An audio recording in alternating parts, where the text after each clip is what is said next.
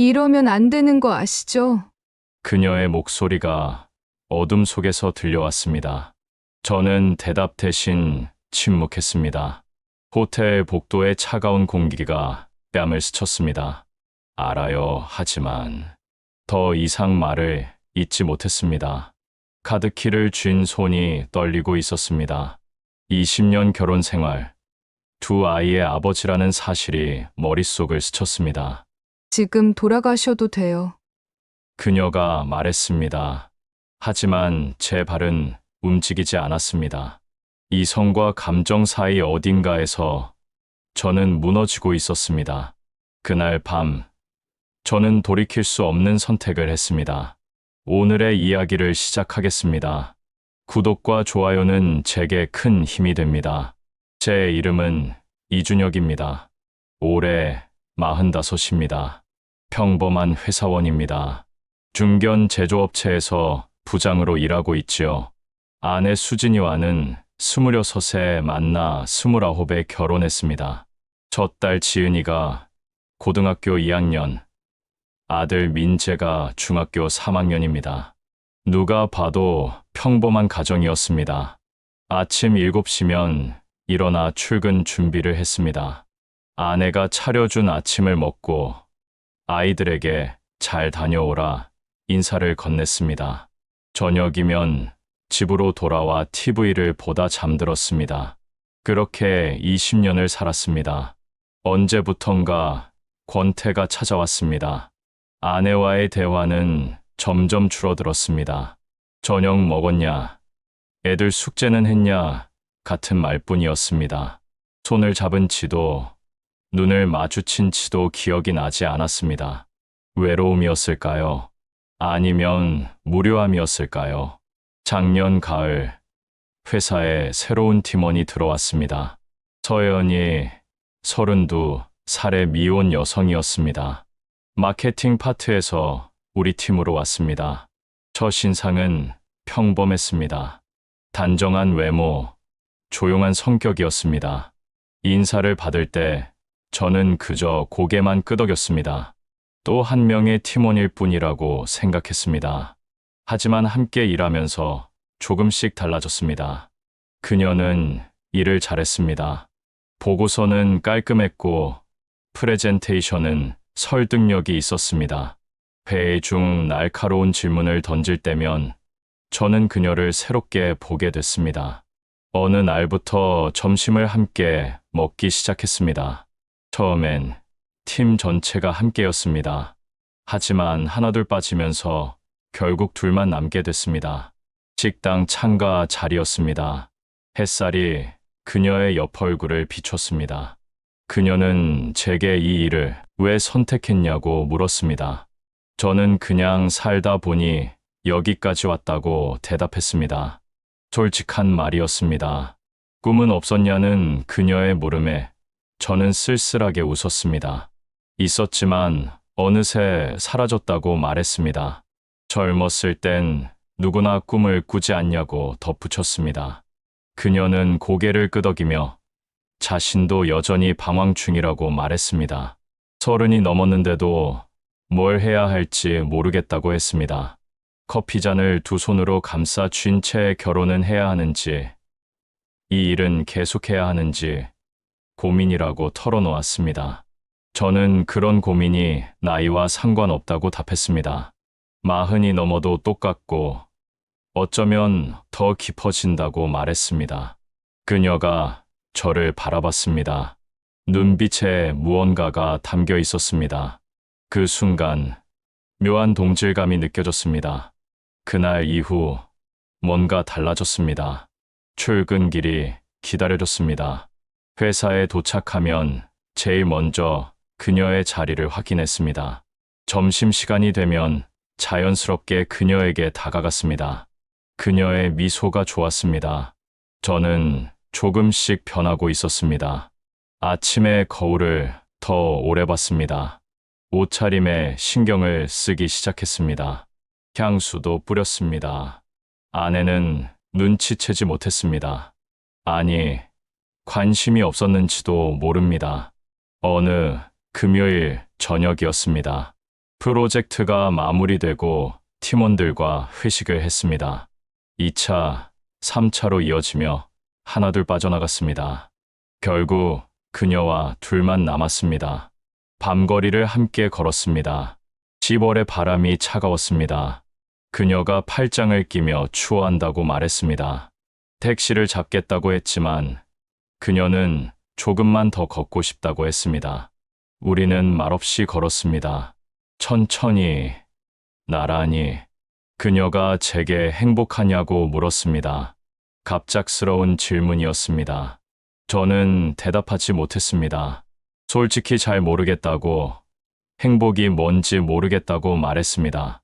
가로등 아래서 그녀가 걸음을 멈췄습니다. 저도 멈췄습니다. 그녀도 매일이 그냥 지나간다고 말했습니다.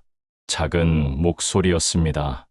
그 순간 뭔가 시작되고 있다는 걸 느꼈습니다. 위험한 감정이 싹트고 있었습니다. 하지만 저는 멈추지 않았습니다. 멈출 수 없었습니다. 집으로 돌아가는 택시 안에서 저는 창밖을 봤습니다. 스쳐 지나가는 거리의 불빛들이 흐릿했습니다. 가슴 한편이 답답하면서도 두근거렸습니다. 집 앞에 내렸습니다. 현관문을 열었습니다. 거실 불이 꺼져 있었습니다. 아내와 아이들은 이미 잠든 듯 했습니다. 조용히 신발을 벗고 침실로 들어갔습니다. 아내가 이불을 덮고 누워 있었습니다. 규칙적인 숨소리가 들렸습니다. 욕실로 가 세면대 앞에 섰습니다. 거울을 봤습니다.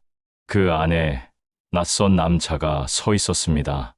20년을 함께한 아내 옆에 누우면서도 다른 여자를 생각하는 남자.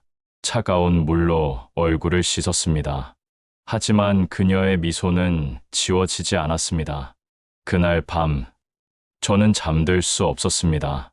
무언가 돌이킬 수 없는 곳으로 가고 있다는 걸 알았습니다. 하지만 멈추고 싶지 않았습니다. 11월이 시작됐습니다. 그녀와의 점심은 일상이 됐습니다. 업무 중 눈이 마주치면 미소를 나눴습니다. 퇴근길엔 함께 엘리베이터를 탔습니다. 작은 것들이 쌓였습니다. 어느 날 오후, 그녀가 제 자리로 왔습니다. 손에 커피 2잔을 들고 있었습니다. 한 잔을 건네는 순간 손이 스쳤습니다. 짧은 순간이었지만 전기가 흐는 것 같았습니다. 메시지가 오기 시작했습니다. 처음엔 업무 내용이었습니다. 회의 자료 확인을 부탁하는 내용이었습니다. 하지만 점점 달라졌습니다. 주말 계획을 묻는 메시지가 왔습니다.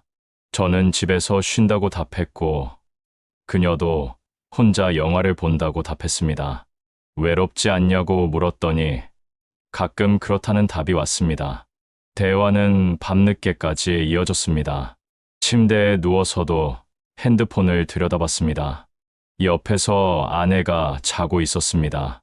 죄책감이 들었지만 멈출 수 없었습니다. 어느 날 그녀가 자신이 이상해진 것 같다는 메시지를 보냈습니다.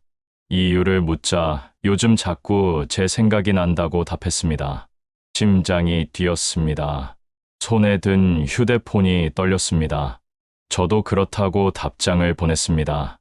전송 버튼을 누르는데 한참이 걸렸습니다. 이러면 안 되는 거 맞냐는 메시지가 왔습니다. 맞다고, 안 된다고 답했습니다. 하지만 왜 이러는 걸까요? 그녀가 물었습니다. 저는 대답하지 못했습니다. 알 수 없었습니다. 주말이었습니다. 아내는 아이들과 친정에 갔습니다. 저는 회사 일이 있다고 거짓말을 했습니다. 제가 먼저 연락했습니다. 오늘 시간 되냐고 물었고, 그녀는 된다고 답했습니다. 강남에서 만나기로 했습니다. 카페는 한적했습니다. 그녀는 베이지색 코트를 입고 왔습니다. 머리를 내려뜨리고 있었습니다. 창가 자리에 마주 앉았습니다. 밖에는 비가 내리고 있었습니다. 침묵이 흘렀습니다. 어색하지 않은 침묵이었습니다. 오히려 편안했습니다. 그녀가 조심스럽게 입을 열었습니다. 우리가 이상한 사이가 된 것 같다고 말했습니다. 저는 인정했습니다. 그렇다고 말했습니다. 어떻게 하면 좋을지 모르겠다는 그녀의 말에 저도 모르겠다고 답했습니다. 저는 기혼자고 아이도 둘이라고 이러면 안 되는 거 안다고 말했습니다. 우리는 한참을 말없이 앉아 있었습니다. 빗소리만 들렸습니다. 그녀가 제안을 했습니다. 오늘만, 딱 오늘 하루만 우리가 자유롭다고 생각하자고 했습니다. 아무 관계도 의무도 없다고 생각하자고 했습니다. 제 심장이 빠르게 뛰었습니다. 그러면 어떻게 하겠다는 거냐고 물었습니다. 하고 싶은 대로 하자고 그녀가 답했습니다. 눈빛이 떨리고 있었습니다. 저는 대답 대신 그녀의 손을 잡았습니다. 따뜻했습니다. 그녀는 손을 뿌리치지 않았습니다. 카페를 나왔습니다. 비는 더 세차게 내렸습니다. 우산 하나에 함께 들어갔습니다.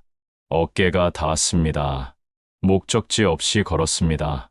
어느 호텔 앞에 섰습니다. 고급스러운 외관이었습니다. 저는 그녀를 바라봤습니다. 그녀도 저를 바라봤습니다. 눈빛으로 동의를 구했고 그녀가 고개를 끄덕였습니다. 프런트에서 체크인을 했습니다. 손이 떨렸습니다. 카드를 건네는 것조차 힘들었습니다. 직원이 의아한 표정으로 저를 봤습니다. 엘리베이터에 올랐습니다. 둘만 있었습니다. 층수가 올라갈수록 심장이 빨라졌습니다. 10층, 15층, 18층. 머릿속이 복잡했습니다. 아내의 얼굴, 아이들의 모습이 스쳤습니다.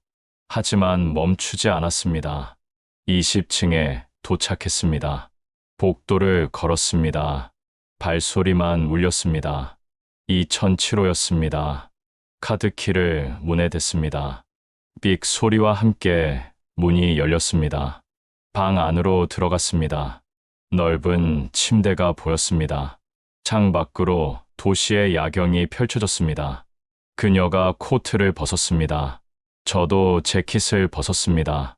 그녀가 떨리는 목소리로 무섭다고 말했습니다. 저도 그렇다고 답했습니다. 저는 그녀에게 다가갔습니다. 그녀의 얼굴을 두 손으로 감쌌습니다. 눈을 들여다봤습니다. 그만둘까요? 제가 물었습니다. 그녀가 고개를 저었습니다. 우리는 입을 맞췄습니다. 길고 깊은 키스였습니다. 이성은 사라졌습니다. 남은 건 욕망과 외로움뿐이었습니다. 옷가지들이 바닥에 떨어졌습니다. 침대 위로 쓰러졌습니다. 그녀의 숨소리가 들렸습니다. 제 숨소리도 거칠어졌습니다. 그녀가 제 이름을 불렀습니다. 부장님이 아닌 준혁이라는 이름으로 불렀습니다. 목소리가 달콤했습니다. 그날 밤, 우리는 선을 넘었습니다. 돌이킬 수 없는 선을 넘어버렸습니다. 새벽 5시였습니다. 눈을 떴습니다. 옆에 그녀가 자고 있었습니다. 고요한 얼굴이었습니다. 이불이 어깨까지 덮여 있었습니다. 현실이 밀려왔습니다. 지금 무슨 짓을 한 건지 생각하니 머리가 복잡했습니다. 아내에게, 아이들에게 어떻게 얼굴을 마주할 수 있을까요? 침대에서 조심스럽게 일어났습니다. 옷을 주워 입었습니다. 창밖을 봤습니다. 도시의 불빛이 하나둘 켜지고 있었습니다. 그녀가 깼습니다. 후회되냐고 물었습니다. 모르겠다고 솔직하게 대답했습니다. 그녀는 자신은 후회하지 않는다고 말했습니다. 이런 기분은 처음이라고, 이렇게 살아있다는 느낌이 처음이라고 말했습니다. 눈빛이 또렷했습니다. 하지만 우리는 안 된다고 제가 말했을 때 그녀는 이미 늦었다고 답했습니다. 그녀가 제 손을 잡으며 한 번 더 만나자고 했습니다. 딱 한 번만 더 만나자고 했습니다. 저는 거절해야 했습니다. 여기서 끊어야 했습니다. 하지만 입이 떨어지지 않았습니다. 결국 고개를 끄덕였습니다. 그녀가 미소 지었습니다. 아름다우면서도 위험한 미소였습니다. 집에 돌아왔습니다. 아침 7시였습니다. 아내가 벌써 들어왔냐며 밤샘 회의 힘들었겠다고 말했습니다. 저는 피곤하다고만 대답했습니다. 아내는 의심하지 않았습니다. 저를 믿고 있었습니다. 그게 더 괴로웠습니다. 샤워를 했습니다. 뜨거운 물이 몸을 적셨습니다. 그녀의 향기를 지우려 했습니다. 하지만 지워지지 않았습니다. 거울을 봤습니다.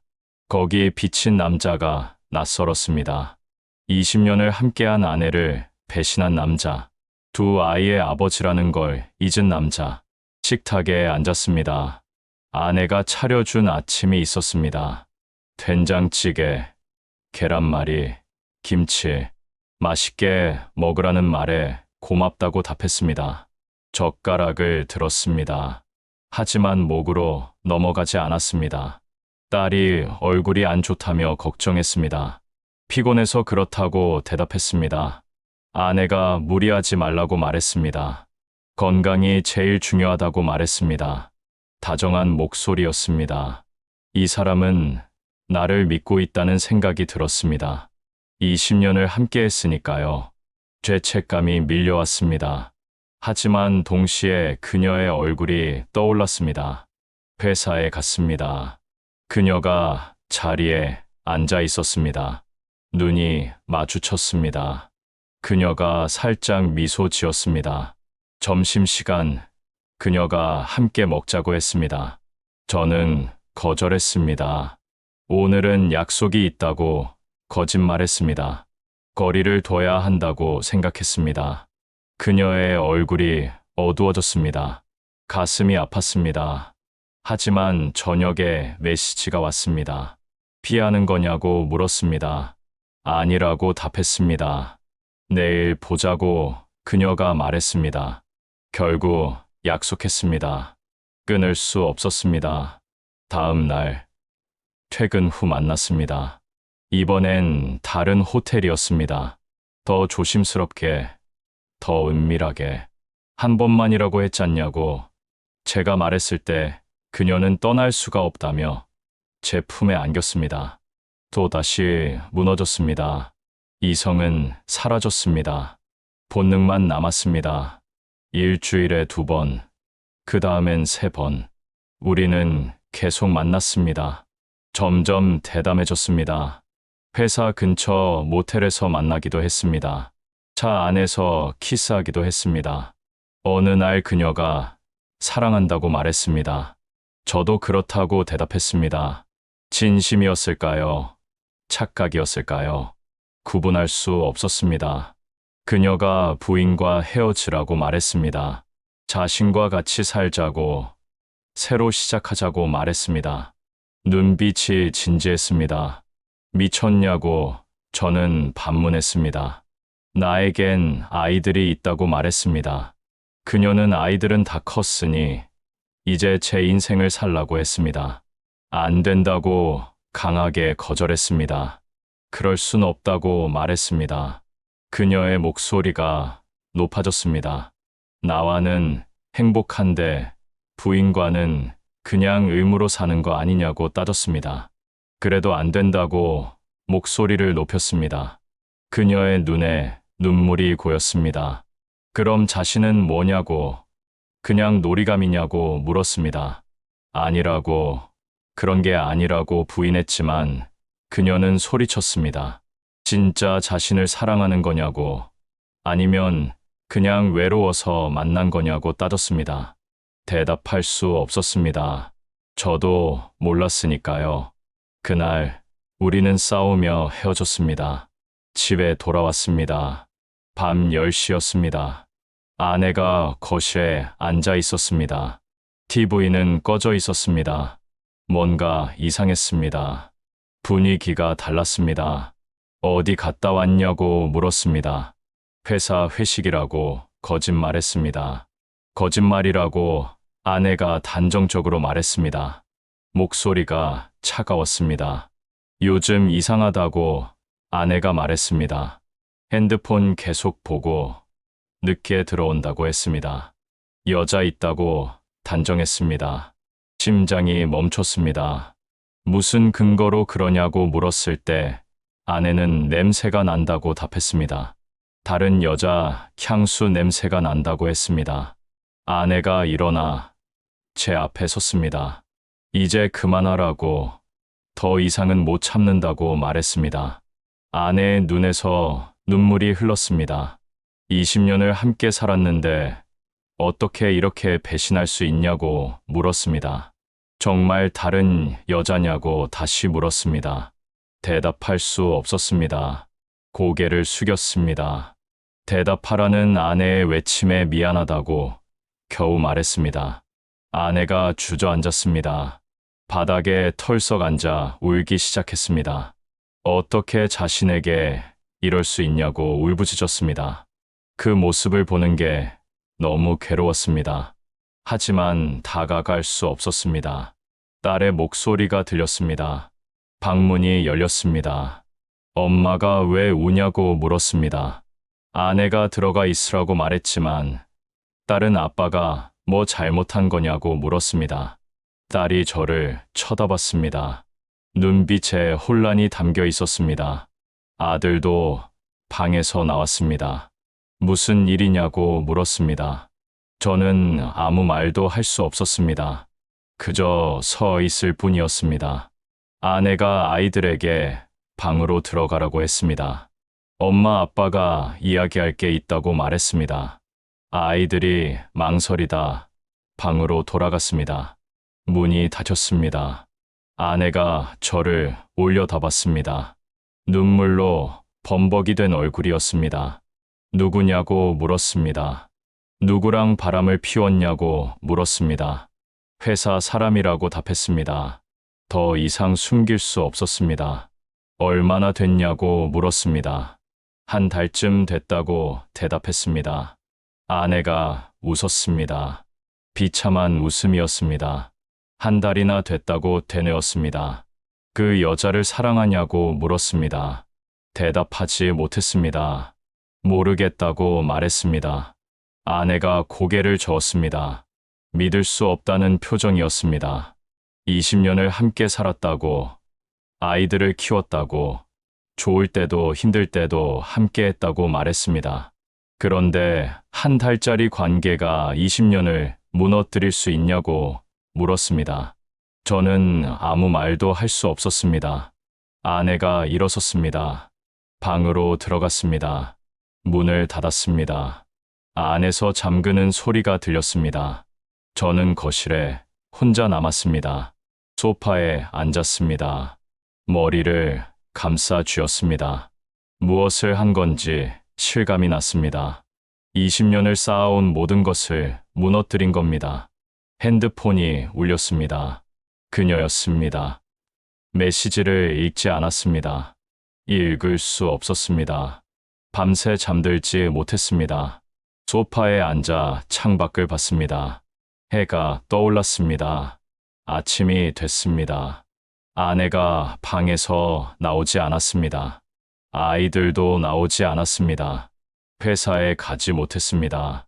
연락도 하지 않았습니다. 하루 종일 거실에 앉아 있었습니다. 저녁이 됐습니다. 아내가 방문을 열었습니다. 손에 서류를 들고 있었습니다. 이혼 동의서였습니다. 아내가 침대 위에 서류를 놓으며 서명하라고 말했습니다. 두 글자였습니다. 하지만 그 안에 담긴 무게는 20년의 세월보다 무거웠습니다. 제 시선은 서류가 아닌 다른 곳을 향했습니다. 침대 옆 협탁 위 그녀의 향수병이 보였습니다. 제가 선물한 게 아니었습니다. 아내의 것도 아니었습니다. 그녀의 것이었습니다. 언제 여기 놓였는지 모르겠습니다. 증거였습니다. 제 배신의 증거였습니다. 일주일이 지났습니다. 저는 회사를 그만뒀습니다. 더 이상 그곳에 있을 수도, 그녀의 얼굴을 마주할 수도 없었습니다. 아내와는 별거를 시작했고, 작은 원룸을 얻었습니다.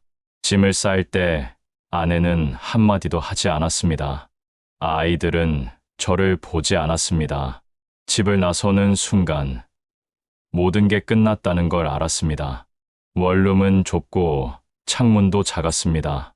짐을 풀지 않은 채 박스 사이에 앉아 하루를 보냈습니다. 그녀에게서 메시지가 왔습니다. 많은 메시지가 왔습니다. 읽지 않았고 차단했습니다. 며칠을 그렇게 보냈습니다. 밥을 먹지 않았습니다. 씻지도 않고 그저 누워 있었습니다. 어느 날 딸에게서 전화가 왔습니다. 받지 않았습니다. 하지만 계속 울렸습니다. 결국 받았습니다. 미안하다고 말했습니다. 다른 말은 나오지 않았습니다. 딸이 물었습니다.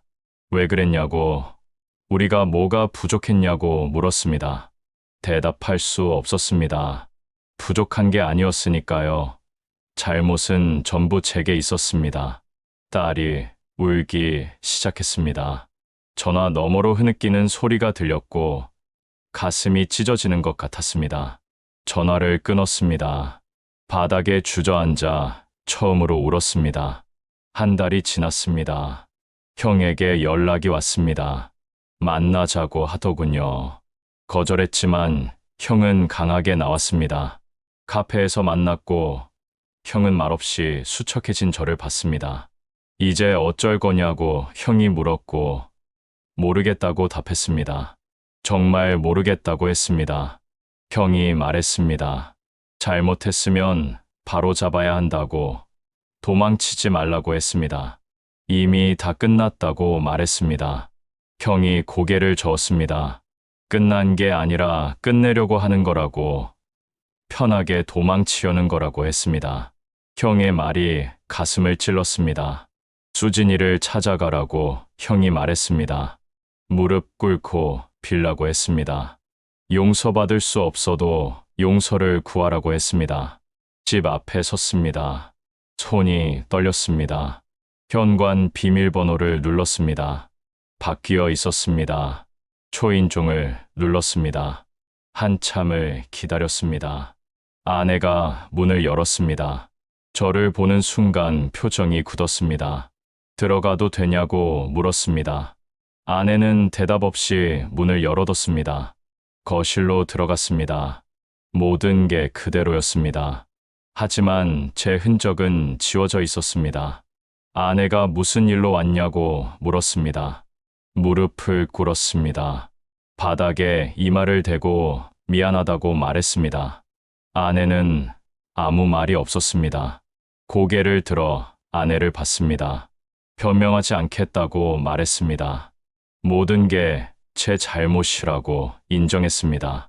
외로움도 권태도 변명이 될 수 없다고 말했습니다. 아내의 눈에서 눈물이 흘렀습니다. 용서해달라고 말하지 않았습니다. 용서받을 자격이 없다는 걸 알았습니다. 다만 기회를 달라고 했습니다. 다시 시작할 기회를 달라고 했습니다. 아내가 고개를 저었습니다. 어떻게 믿냐고, 또 배신할 거 아니냐고 물었습니다. 대답할 수 없었습니다. 증명할 방법이 없었습니다. 다만 한 가지는 확실하다고 말했습니다. 제가 진짜 사랑하는 건 아내라고 말했습니다. 20년을 함께한 사람은 아내뿐이라고 말했습니다. 한순간의 착각으로 모든 걸 잃을 뻔했다고 말했습니다. 지금은 그게 보인다고 말했습니다. 아내가 그 여자는 어떻게 됐냐고 물었습니다. 끝났다고 답했습니다. 연락도 차단했다고 말했습니다. 아내가 한숨을 쉬었습니다. 긴 한숨이었습니다. 당장은 안 된다고 아내가 말했습니다. 아직은 믿을 수 없다고, 시간이 필요하다고 했습니다. 고개를 끄덕였습니다. 기다리겠다고 말했습니다. 평생이라도 기다리겠다고 말했습니다. 집을 나섰습니다. 하지만 희망이 보였습니다. 작은 희망이었지만 분명히 있었습니다. 6개월이 지났습니다. 매주 아내를 찾아갔습니다. 아이들도 만났습니다. 처음엔 어색했습니다. 아이들은 저를 피했습니다. 하지만 조금씩 달라졌습니다. 아들과 영화를 봤습니다. 딸과 식사를 했습니다. 아내와 산책을 했습니다. 말은 많지 않았습니다. 하지만 함께 있는 시간이 늘었습니다. 어느 날, 아내가 집으로 돌아오라고 말했습니다. 눈물을 흘리며 돌아온 집은 낯설었습니다. 하지만 따뜻했습니다. 아내와 마주 앉았습니다. 오랜만에 함께 저녁을 먹었습니다. 아이들도 함께였습니다. 식탁을 둘러싼 가족의 모습이 소중했습니다. 이런 평범한 순간이 얼마나 귀한지 이제야 알았습니다. 밤이 됐습니다. 침실로 들어갔습니다. 아내가 먼저 누워 있었습니다. 거리를 두고 누웠습니다. 아내가 손을 내밀었고 손이 닿았습니다. 따뜻했습니다. 창밖으로 달빛이 들어왔습니다. 고요한 밤이었습니다. 사람은 누구나 흔들립니다. 외로움에, 권태에, 순간의 유혹에 흔들립니다. 저 역시 그랬습니다. 평범한 일상 속에서 무언가를 잃어버렸다고 착각했습니다. 하지만 그건 착각이었습니다. 흔들렸다는 이유만으로 무너지는 건 아닙니다. 중요한 건 다시 제자리로 돌아올 용기입니다. 잘못을 인정하고 무릎 꿇고 기다릴 줄 아는 것입니다. 저도 이제야 조금은 알 것 같습니다. 사랑이란 완벽함이 아니라는 것을, 순간의 열정이 아니라는 것을, 오히려 용서와 이해로 쌓이는 것이라는 것을, 그리고 가장 소중한 것은 늘 가장 가까이에 있었다는 것을. 제 곁에 20년을 함께한 사람이 있었습니다. 두 아이를 낳고 웃고 울며 살아온 사람이 있었습니다. 그 사실을 잊고 살았습니다. 이제는 압니다. 행복은 멀리 있지 않았습니다. 늘 제 곁에 있었습니다.